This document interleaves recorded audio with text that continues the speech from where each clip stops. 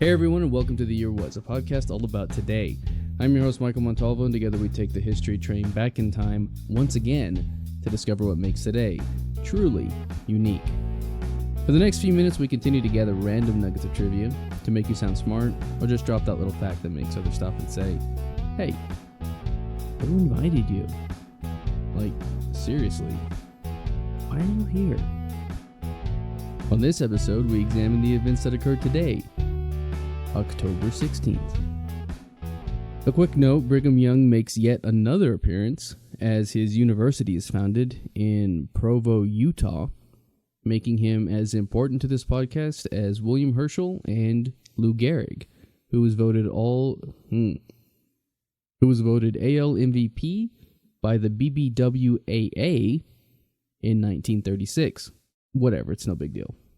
Today I thought we'd look into something a bit controversial from history. All throughout history, really. The year was 1916, and on this day, Margaret Sanger opened the first birth control clinic in the U.S. As we so often do, let's take a moment and learn about the woman herself, Margaret Sanger. Born September 14th, 1879, in Corning, New York, she was the sixth of 11 children, and she was raised in poverty, and that's about all I could find about her early years.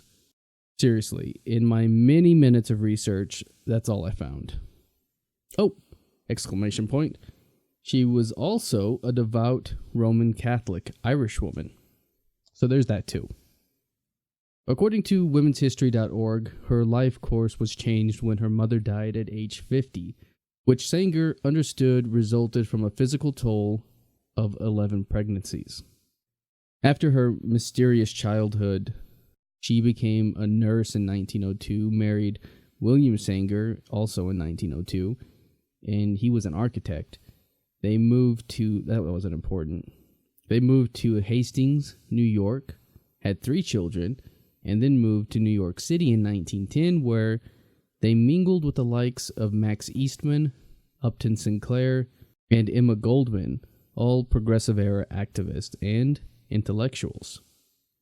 At this point, she became a member of the Women's Committee of the New York chapter of the Socialist Party, which, as I understand it, is a word that scares most Americans. Women. That was the joke. Sanger participated in the women's labor protests and strikes, such as the ones in Lawrence, Massachusetts in 1912 and Paterson, New Jersey in 1913. I told you all of that so you could understand the type of person she is and how that resulted in a birth control clinic. Margaret Sanger was a person who strongly believed that the ability to control family size was crucial to ending the unending cycle of women's poverty in America. The only problem was that at the time, it was illegal to distribute any information on the available options of birth control. As a nurse, she was often confronted with women from homes of poor immigrants and large families, whose health was in danger from too many pregnancies, miscarriages, or botched abortions that many saw as their only option. She would have many people confront her and ask for the secret for a small family, assuming that she, as an educated white woman, would know.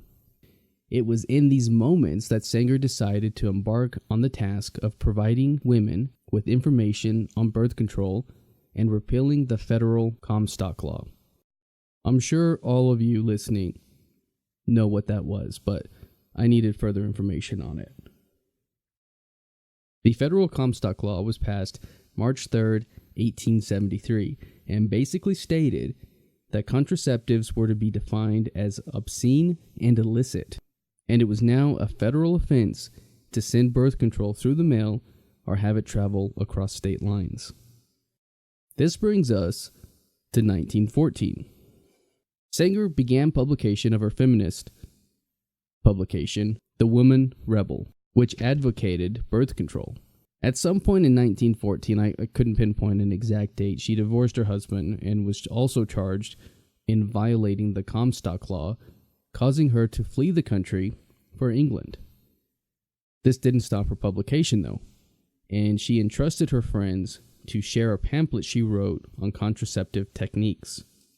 She returned to America only a year later in 1915, and after the unexpected death of her 5-year-old daughter, public pressure resulted in dropped charges.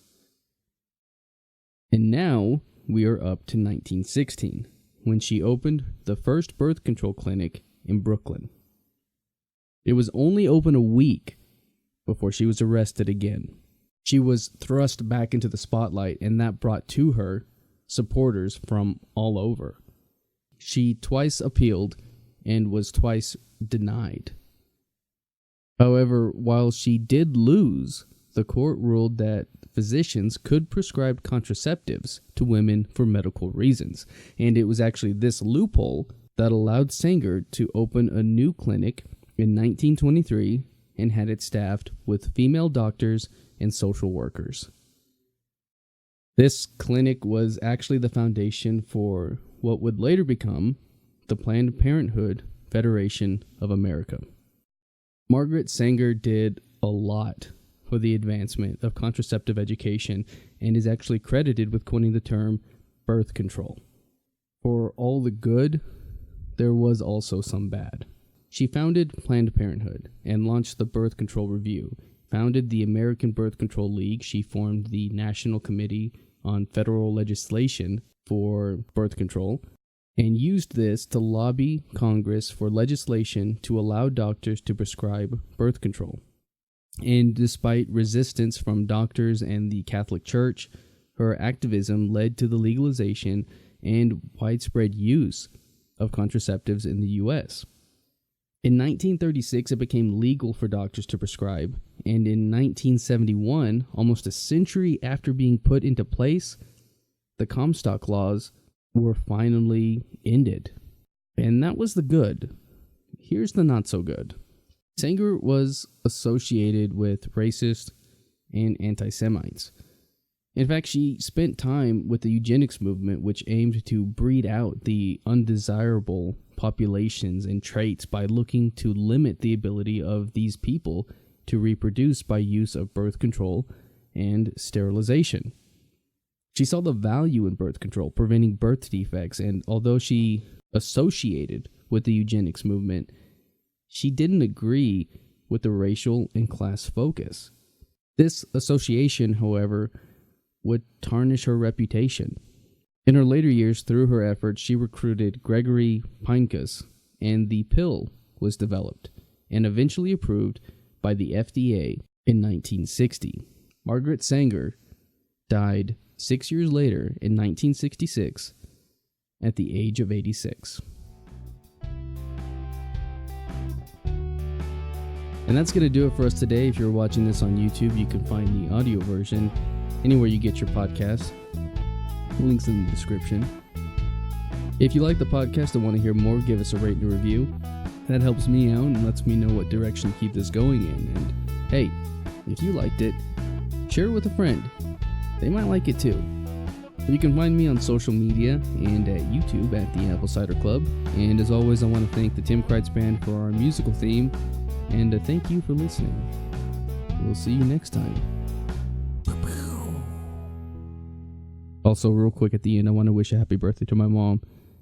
I'm not going to say her age. She was born, but today's her birthday, so happy birthday.